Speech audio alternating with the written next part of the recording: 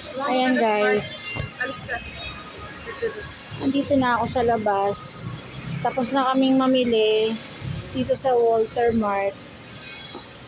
Sarap pa ng pag-vlog ko kanina pagpasok namin dito.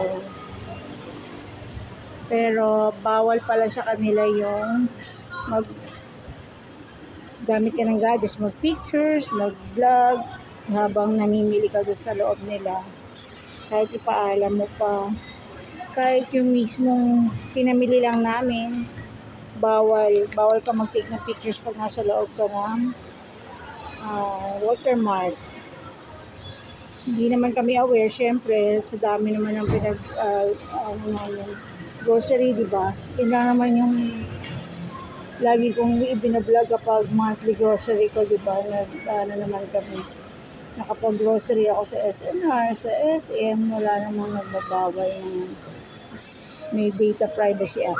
Actually, kaya kami nag-Walter Mart kasi sabi ng anak ko, merong for every 7K na may participating items ka nabili sa kanila, merong free na holiday ham ng CDO.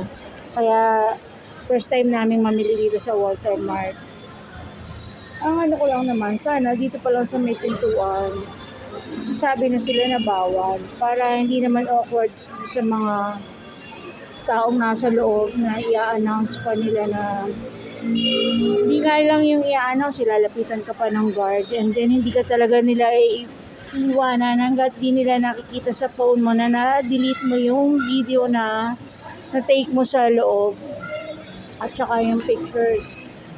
So syempre, nag-oblige naman agad tayo nung pagkadinig ko palang nasabi na bawal ang video taking sa loob. Kaya hindi naman tayo nag-take na ng video. Kaya syempre medyo upset yung vlogger. Ang lola niya medyo upset. Hindi nakapag-bill reveal.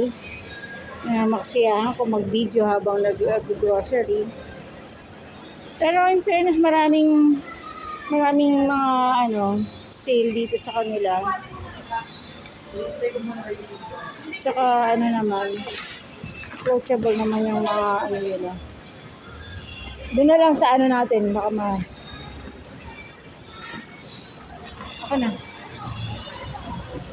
Kaya dito na lang tayo mag-video habang nagkakarga ng mga pinamili.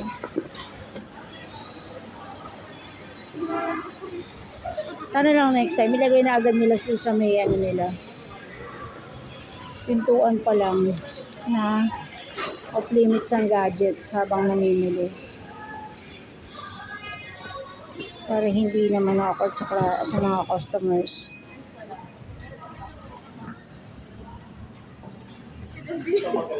Ayan.